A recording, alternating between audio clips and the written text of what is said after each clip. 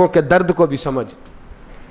اولیاء چشت میں جس بزرگ نے اپنے زمانے میں بڑا عروج پایا ان کا نام خواجہ قطب الدین بختیار کاکی ہے.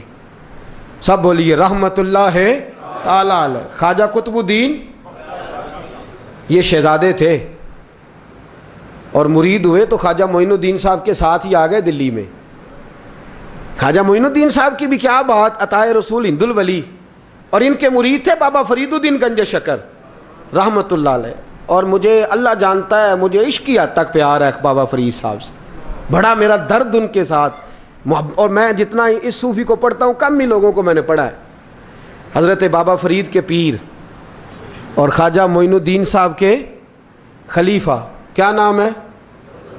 خواجہ قطب الدین. مکتب میں پڑھنے گئے نا, پہلے دن 4 سال کی عمر تھی تو قاری صاحب نے الف با تا سا پڑھایا تو انہوں نے 15 سپارے قرآن پاک کے سنا دیے. تو کہنے لگے بیٹا تجھے کیسے آئے؟ کہنے لگے میری اماں 15 سپاروں کی حافظ ہے, وہ سارا دن قرآن پڑھتی رہتی تھی, مجھے سن سن کے یاد ہو گیا ہے. جے بالا نو گالاں یاد ہو سکدیاں نے تے قرآن پاک بھی یاد. اللہ خیر کرے, شرط یہ ہے کہ ہم گھر میں قرآن پڑھیں, بچوں کو سن سن کے بھی یاد ہو ہی جاتا ہے. خواجہ قطب الدین اتنا عروج پایا اس شیخ کامل نے کہ وقت کا بادشاہ بھی مرید ہو گیا. سلطان شمس الدین التمش مرید تھا, دلی کا بادشاہ بھی مرید تھا, اجمیر کا بادشاہ خواجہ معین الدین صاحب کا مرید نہیں ہوا, نہ پاک پتن کا بادشاہ بابا فرید کا مرید ہوا. لیکن خواجہ قطب صاحب کو اللہ نے یہ عظمت بھی دی, یہ شان ہے نا. اگرچہ صدقہ سارا خواجہ معین الدین کے قدموں کا ہی تھا, لیکن دلی کا بادشاہ مرید ہوا, اور اتنا اعلیٰ مرید ہوا کہ جب خواجہ قطب الدین صاحب کا وصال ہوا تو 3 شرطیں لگائی تھیں. فرمایا میرا جنازہ وہ پڑھائے, جب سے توبہ کیا پھر اس کا سینے بد حرام کے لیے نہ کھلا ہو, اور جب سے توبہ کیا پھر لقمہ حرام اس کے گلے سے نہ گزرا ہو, اور جب سے توبہ کیا پھر کبھی نماز تہجد بھی قضا. بڑے بڑے صوفی میری طرح کے گردن جھکا کے کھڑے ہو گئے. 7ویں صف سے دلی کا بادشاہ نکل آیا, کہنے لگا پیرا ساری زندگی میں نے پردہ داری سے عبادت کی تھی, تو جاتی دفعہ مجھے بے نقاب کر گیا ہے. اتنا بڑا انہوں نے شخص تیار. اور حال یہ تھا, لوگ کہتے ہیں کہ فلانا آدمی امیر آدمی ہے تو حضرت صاحب کا تعلق پیر صاحب کا تعلق زیادہ ہے, تو اس کی عمارت نہ دیکھ, کبھی کبھی اس کی پرہیزگاری بھی دیکھ, اس کی خدمت گزاری بھی دیکھ. خواجہ قطب الدین صاحب پہ بھی الزام لگتے رہے. ایک الزام یہ بھی لگا کہ قریب چلے گئے. ہوا کیا, جب بادشاہ مرید ہوا تو کہنے لگا حضرت جی میں نے بادشاہی نہیں کرنی, میں نے اب خانقاہ میں رہنا ہے. تو فرمایا بیٹا تو چھوڑ دے گا تو کوئی ظالم بیٹھ جائے گا. تو حضور پھر کیا حکم ہے؟ فرمانے لگے تو نے کرنی ہے. تو کہا حضور آپ وہ کہاں ہوتے ہیں, میں کہاں ہوتا ہوں, دل نہیں لگتا. تو آپ فرمانے لگے میں ڈیرا اٹھا کے تیرے قریب لے آتا ہوں. خواجہ صاحب 1 کلومیٹر کے فاصلے پر ڈیرا اٹھا کے لے آئے. فرمانے لگے میں تیری تربیت کرتا رہوں گا, تو مخلوق کا بھلا کرتے رہنا. صلی اللہ علیہ, تو حضور کی امت کا اللہ اکبر. وہ قریب, اس وقت بھی لوگوں نے بڑی باتیں کی کہ دیکھو جی بادشاہ تھا نا تو پیر صاحب بھی نیڑے آ گئے. لوگ دیکھتے نہیں کہ اصل بات کیا ہے. خیر وقت گزر گیا, بادشاہی مرید ہو گیا, تو پھر دلی سارے میں اسلام, اتنا عدل انصاف, ہندوؤں کو بات پسند نہ آئی. انہوں نے کچھ مسلمان خرید لیے. سلطان شمس الدین التمش بیٹھا ہے دربار میں, جاگ رہے ہیں نا آپ لوگ, سب کہیے صلی اللہ علیہ. بڑی غور سے سننے والی بات. ایک دن سلطان شمس الدین تمش دربار میں بیٹھا ہے, قاضی عدالت بھی بیٹھے ہیں, مقدمات سنے جا رہے ہیں. باہر سے رونے کی آواز آنے لگی, چیخنے چلانے کی. بی بی بیان کر رہی, کیا ہو گیا کیا ہو گیا. وہ ٹال لگے ہوتے تھے بادشاہوں کے, وہ بجنے لگے, زور ہونے لگا. بادشاہ نے کہا اس فریادی کو جلدی بلاؤ. وہ اندر عورت آئی تو چیخ چیخ کے رو رو کے اس نے اپنے کپڑے پھاڑ پھاڑ کے, برا حال, 2 مہینے کا بچہ.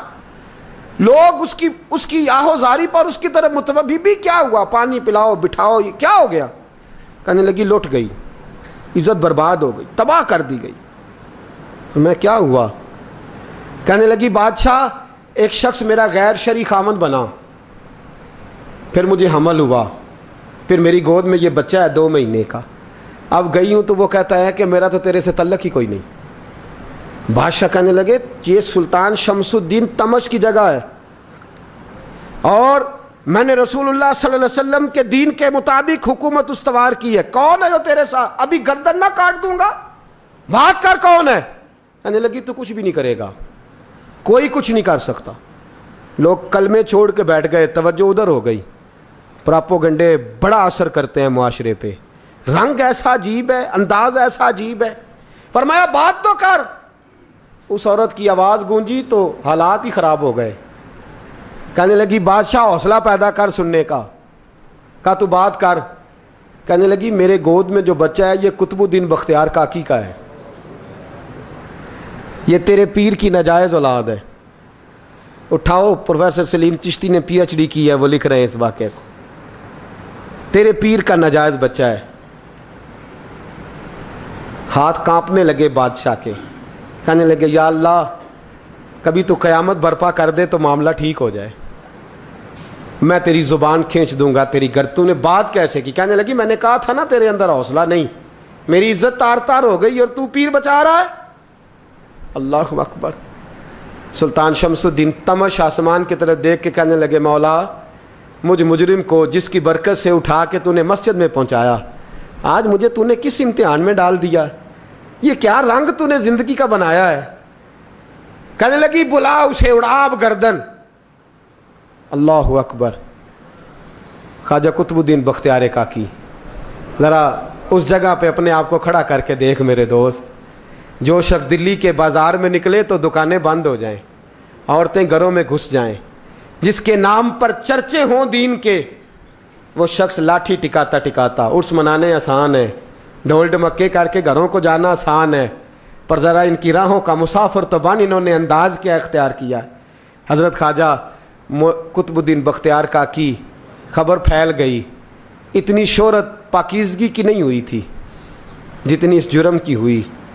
لاٹھی ٹکاتے ٹکاتے جب پہنچے نا بادشاہ کے دربار میں, بادشاہ اٹھنے لگا, قاضی اٹھنے لگا, لوگ اٹھنے لگے, تو قطب الدین بختیار کاکی کی آنکھوں میں آنسو آئے. مانے لگے بیٹو بیٹھ جاؤ, آج میں پیر بن کے نہیں آیا, میں مجرم بن کے آیا. اور کہا میرے مالک کا انصاف بھی دیکھو. دلی کا پیر آج دلی کی عدالت میں اپنے نا کردہ جرم کی صفائی دینے آیا. بڑی لاٹھی پہ ٹیک لگائی.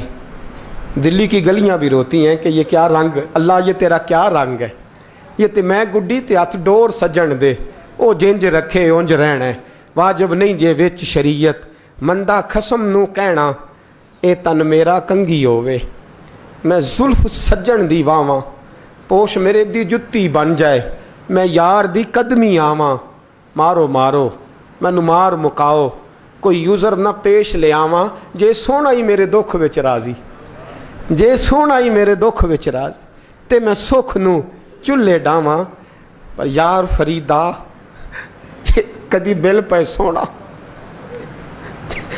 یار فریدا جے کدی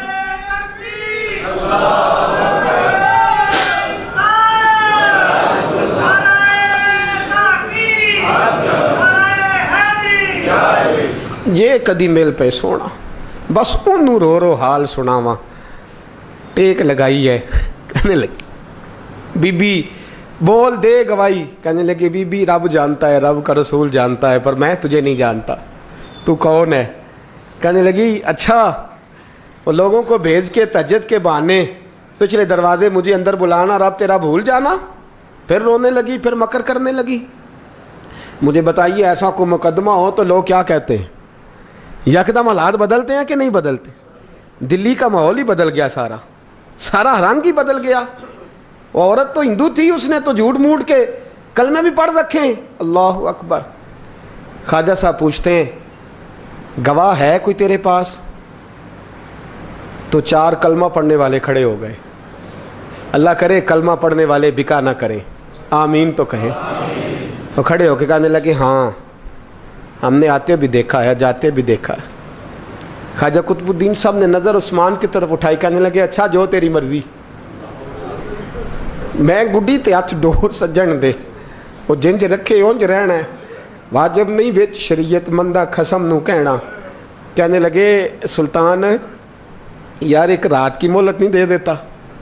میں سویرے سلطان بھی رو پڑا کہ پیر صاحب میں نوکر اور میں بولتے ہیں اچھا حضور جیسے مرضی.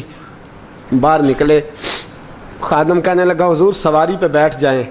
مانے لگے نہیں یار آج پیدل جانا ہے. اس دلی کے چونکوں نے مجھے بڑی سلامیاں دی ہے, ذرا میں دیکھوں تو صحیح دلی کے بازار میری رسوائی پہ کیا کہتے ہیں. مجھے ذرا یہ پتھر بھی کھانے دے, ان کا ذائقہ بھی. پیدل گئے, دنیا سو گئی تو دلی کے بادشاہ نے اجمیر کی طرف منہ کیا. خواجہ معین الدین حیات تھے. بے خبر ہو جو غلاموں سے وہ آقا کیا ہے, بے خبر ہو جو غلاموں سے وہ منہ کیا. کہنے لگے معین الدین میں کوئی لوارس تو نہیں نا, میں کوئی لوارس ہوں کہ یہاں جو میرے ساتھ مرضی ہو جائے. تیری مجبوریاں درست مگر تیرا وعدہ تھا ساتھ دینے کا وقت آیا ہے. میں کوئی لوارس نہیں کہ اب تو اجمیر میں بیٹھا رہے اور میں دکھ سارا اکیلے برداشت کروں. بڑھاپے کا مجھے بھی پتہ ہے, کمزوری کا مجھے بھی پتہ ہے, ذوف کا مجھے بھی پتہ ہے, پر تتی تھوڑے تھکڑے خاندڑیاں, میں بھی تو تیرے نام تو مفت بھی خاندڑیاں. مجھے بھی تو پتہ ہے نا منم غلام نے علی حیدریم قادریم تمز احمد رضا خامی زنم. میں نے بھی تو اپنا نام نہیں نا جپا, تیرا ہی جپا ہے ساری زندگی. یہ لفظ کہے, کہتے میں رویا. آنکھ لگی تو حضرت خواجہ معین الدین صاحب خواب میں ملے. کہنے لگے قطب الدین میرا انتظار کرنا, میں پہنچ رہا ہوں. میرا انتظار کرنا, میرا انتظار. کیا کہا میاں صاحب نے؟ کہتے ہیں مالی دا کم پانی دینا, پھل کچے ہون یا پکے, اے پیر مرید دے سر تے ہی رہندا ہے, جھوٹے ہون یا سچے. میں آیا, فکر نہ کرنا. حضرت سویرے اٹھے, پھر گئے عدالت. پھر کہا نہ بھائی پروٹوکول, مجرموں کا پروٹوکول نہیں ہوتا, میں اکیلا جاؤں گا. جس کے آگے پیچھے نعرے ہوتے تنے تنہا. 2-4 منٹ زیادہ لے لوں آج آپ حضرات. کہتے میں پہنچا عدالت اور جا کے جب کہا نا کہ ہاں جی حضور بتائیے, گواہ بھی خلاف ہے, مقدم بولیں, تو کہنے لگے مجھے میرے شیخ نے حکم دیا ہے کہ میرا انتظار کرنا. پھر وہ جو باتیں کرنے والے تھے کہنے لگے جی کون گیا تھا اجمیر, کون آیا ہے وہاں سے, ہمیں روحانی باتیں نہ بتائی جائیں. یہاں سے تو ایک دن میں پہنچا نہیں جا سکتا, ٹرین بھی 36 گھنٹے لیتی ہے دلی سے جانے میں. تو کہا یہ کیسے ہو سکتا ہے, کوئی رات کو رات آپ کو خبر ہو گئی, آپ کیس کو لمبا نہ کریں. بادشاہ مرید ہے, لگتا ہے کہ یہ راتوں رات بھگا دے گا پیر کو. اتنی باتیں خواجہ صاحب نے سنی. جب بے گناہ آدمی کو یہ باتیں سننی پڑتی ہیں پھر دل بڑا ٹوٹتا ہے, پھر بڑی تکلیف ہوتی ہے. حضرت کہنے لگے یارو تمہاری مرضی. شمس الدین تمش کی آواز گونجی. فرمایا جیسے انہوں نے کہا ویسے کیا جائے گا. 3 دن کے لیے عدالت برخاست کر دی جاتی ہے. چیم گوئیاں ہونے لگی, پھبتیاں کسی جانے لگی. تیسرے دن شام کا وعدہ تھا, چوتھے دن عدالت جانا تھا. قطب الدین بختیار کاکی کے پاس لوگ آ کے افسوس کرتے تو آپ بولتے نہیں. یہاں تو لوگ صفائیاں دیتے ہیں, بولتے نہیں. فرماتے یار میں گڈی تے ہاتھ ڈور سجن دے, وہ جینج رکھے, میں اونج ہی رہنا ہے, جیسے اس کی مرضی ویسے. جیڑیاں گڈیاں آپ پہ اڈیاں ہو نہ چڑھن اونچائیاں, وہی گڈیاں اونچیاں اڈیاں جیڑیاں سائیاں آپ چڑھائیاں. فرمایا ٹھیک ہے جیسے وہ رکھے, میں راضی ہوں. اللہ اکبر. تیسرے دن کی مغرب کا وعدہ تھا. جب مغرب کا سورج ڈوب گیا نا, بڑے قافلے اجمیر سے آئے پر معین الدین نہ آیا. وعدہ کیا تھا یار نے, آؤں گا دن ڈھلے. وہ خواجہ غلام فرید صاحب رحمۃ اللہ تعالیٰ علیہ فرمایا کرتے تھے نا, کوا کھانے لگا آنکھیں تو کہنے لگے کاغا اے تن سارا ہی کھائیو, میرا چن چن کھائیو ماس, میرے 2 نین نہ کھائیو, مینو پیا ملن دی آس. نے کہا سارا کھا جا, آنکھیں چھوڑ دے. اس نے کہا تھا میں آؤں گا, انتظار لمبا ہو گیا ہے پر میری امید تو نہیں نہ ٹوٹی. مغرب کی اذان ہوئی تو لوگ کہنے لگے لو جی اب بس ہو گئی. خواجہ قطب الدین صاحب نے اللہ اکبر کہہ کے مغرب کی جماعت جب میدان میں کھڑی کی تو اپنی بھی چیخ نکل گئی, آئی نہیں. لیکن جب نماز کا سلام پھیرا تو خواجہ معین الدین صاحب کی 2 رکعتیں ابھی باقی تھیں. خواجہ صاحب پیچھے نماز پڑھ رہے ہیں, سلام پھیرا اور نماز کے بعد جب اٹھے نا تو خواجہ صاحب کے سینے کے سینہ لگا. تو کہا حضرت جی میں شہزادہ تھا, آپ نے کہا تھا خشک روٹی کھانا تو میں نے خشک کی کھائی ہے, آپ نے کہا تھا فاقے کرنا تو میں نے کیے ہیں, آپ نے کہا وطن واپس نہیں جانا تو میں نہیں گیا. حضور اس امتحان کا آپ نے بتایا ہی نہیں تھا. یہ مجھے بتا جاتے اب اس سفید داڑھی سے میں جواب دیتا پھروں. خواجہ معین الدین صاحب نے جھٹکا, پیچھے ہٹ, تو زیادہ عزت والا ہے کہ یوسف زیادہ عزت والا تھا؟ تو زیادہ مقام والا ہے کہ عائشہ زیادہ مقام والی تھی؟ چپ کر, یہ کچھ صوفیاء کا طریقہ ہے, چپ کر. عرض کی حضور غلطی ہو گئی, میں پہلے نہیں رویا, تو ملا ہے تو رویا ہو. میں پہلے نہیں تڑپا, میں نے شکوا نہیں, تو ملا ہے. اپنا ہی کو ملے تو دکھ یاد آتے ہیں نا. فرمایا چپ کر, جا سلطان سے کہہ دے سویرے نماز کے بعد عدالت لگا دے. سویرے جب عدالت لگی نا تو خواجہ معین الدین صاحب بازو پکڑا خواجہ قطب صاحب کا, نکلے تو دیکھا لائنیں لگی ہیں, مجمع لگا ہے, آنکھوں میں آنسو آ گئے. کہا حضور آپ کیوں روتے ہیں؟ فرمایا میرا دل تھا لوگ میرے کتب کی شان دیکھنے آئے, یہ کتنے بدبخت ہیں, میرے کتب کی رسوائی دیکھنے آئے. کتنے نالائق ہیں, رسوائی دیکھنے اتنے آئے ہیں, شان دیکھنے آتے ہی نہیں. اللہ اکبر. جب میدان لگا خواجہ صاحب پہنچے, عورت کو کہنے لگی اللہ سے ڈر جا, وقت تھوڑا ہے, تو مر جائے گی. کہنے لگی مجھے داستانیں نہ سنائیں. قاضی صاحب سے کہنے لگے قاضی صاحب آپ حقیقت حال سے آگاہ ہیں, خیال کریں. کہنے لگے خواجہ صاحب دلیلیں نہ دیں, گواہ لائیں, واز نہ کریں. خواجہ صاحب رحمۃ اللہ علیہ کہنے لگے گواہوں کو بلاؤ. گواہ آئے تو خواجہ معین الدین صاحب نے نظر, تم ہو میرے کتب پر, میرے کتب کے جرم کے گواہ. ان کی زبانیں کانپنے لگیں, ہاتھ کانپنے لگے. میں بولتے کیوں نہیں؟ جب ان کی نظریں جھکی تو بادشاہ کہنے لگا اگر اب تم نے گواہی نہ دی تو تمہیں میں مجرم بنا کے 80 کوڑے ماروں گا. کہنے لگا جی دیکھا ہے ہم نے تہجد کے وقت.